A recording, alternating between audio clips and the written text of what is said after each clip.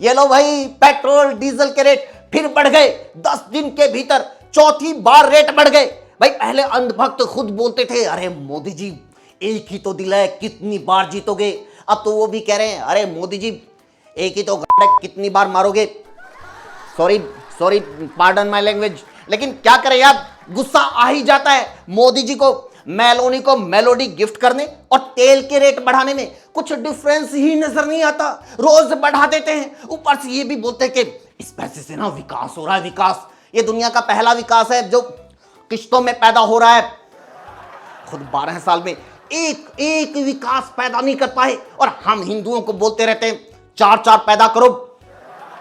सच में यार, मैं उन लोगों को ढूंढ रहा हूं जो बोलते रहते हैं 4 बच्चे पैदा करो, एक अपने पास रखो, एक राष्ट्र सेवा के लिए आरएसएस को दे दो, एक धर्म की रक्षा के लिए बाबा को दे दो और एक देश हित में मोदी को दे दो। अबे वो बच्चा है छोटी पिन वाला चार्जर नहीं। अरे भाई साहब, आपके पास तो फालतू पड़ा हुआ है, मुझे दे दो, मैं यूज कर लूंगा।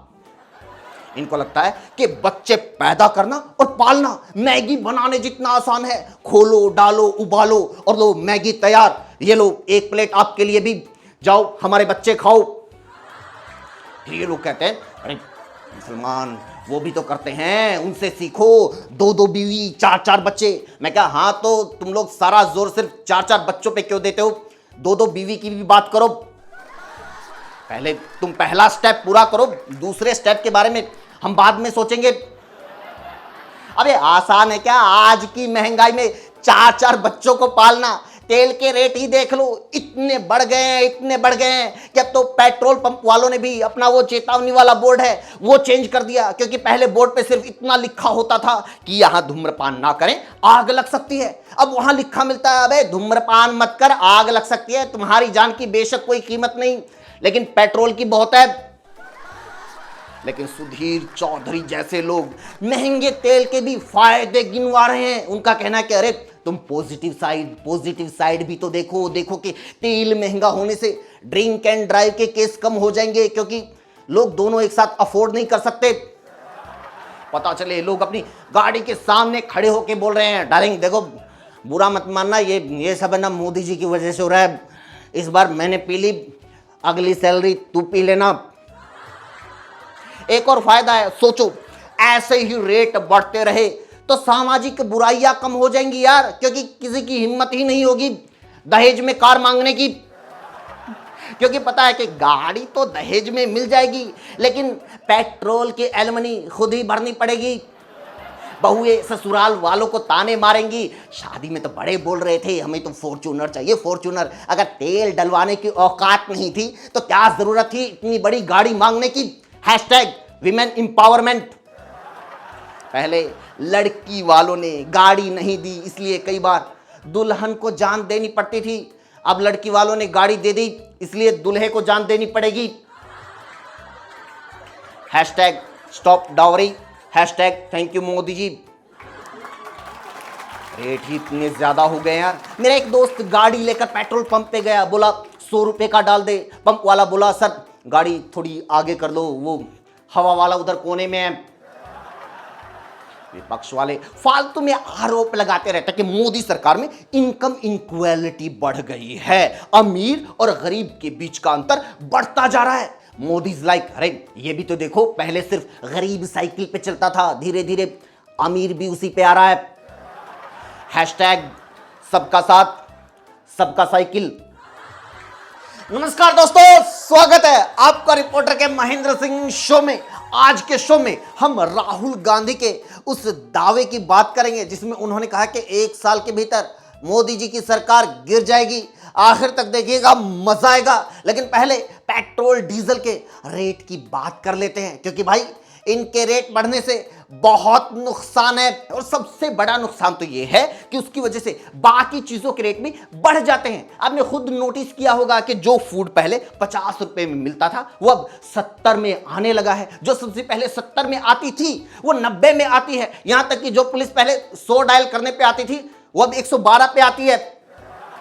एक तो तेल और गैस की लाइनें लगी हुई हैं। ऊपर से पानी की लाइनें भी लगने लगी। गर्मी आते ही मध्य प्रदेश समेत देश भर से खबरें आने लगी कि लोग पानी के लिए तरस रहे हैं, प्रोटेस्ट कर रहे हैं। महिलाएं तो महिलाएं, आदमी भी पानी के लिए मरे जा रहे हैं। अरे कांग्रेसी गद्दारों, मोदी को बदनाम करने के लिए कितना गिरोगे? 1-2 महीना बिना पानी के नहीं जी सकते? पूछ रहे हैं तो क्या पिए?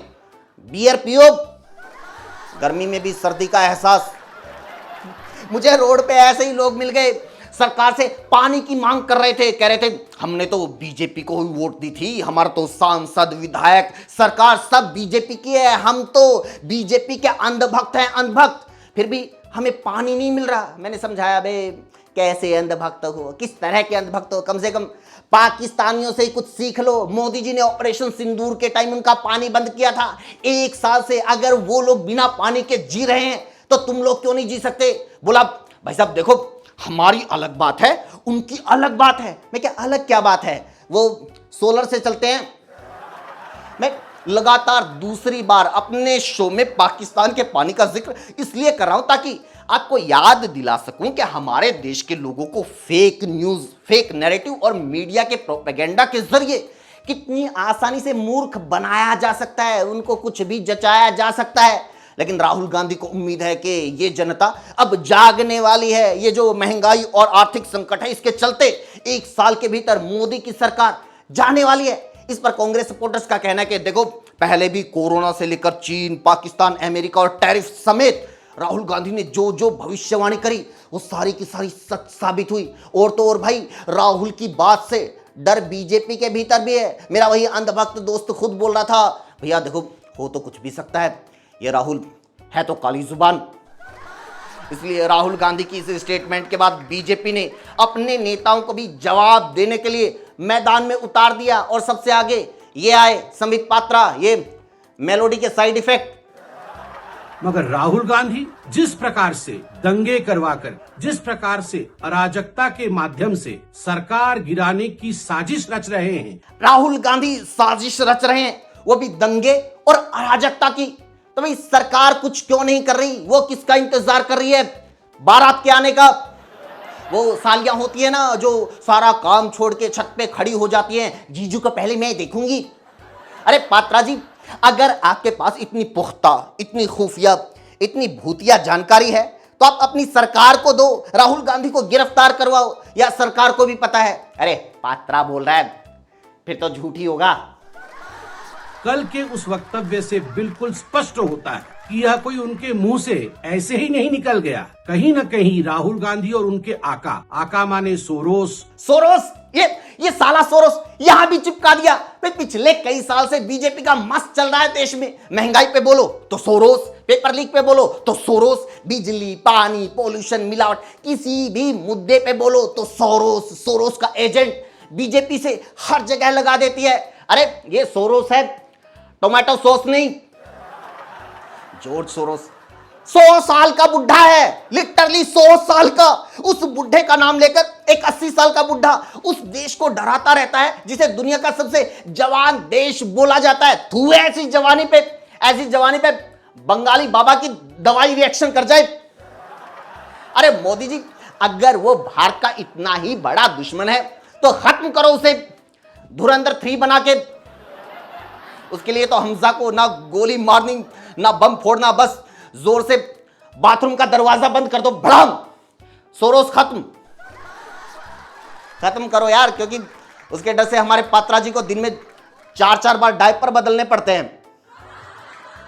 इसी के साथ वीडियो में इतना ही दोस्तों। कैसी लगी कमेंट करके जरूर बताइए। आपको क्या लगता है कि राहुल गांधी ने 1 साल में मोदी की सरकार गिरने का जो दावा किया है उसमें कितनी सच्चाई है? जो भी आपकी राय है जरूर बताइएगा। वीडियो को लाइक कीजिए, हमसे जुड़ने के लिए चैनल को जरूर सब्सक्राइब कीजिए, हमें इंस्टाग्राम के ऊपर भी जरूर फॉलो कीजिए। Thank you so much.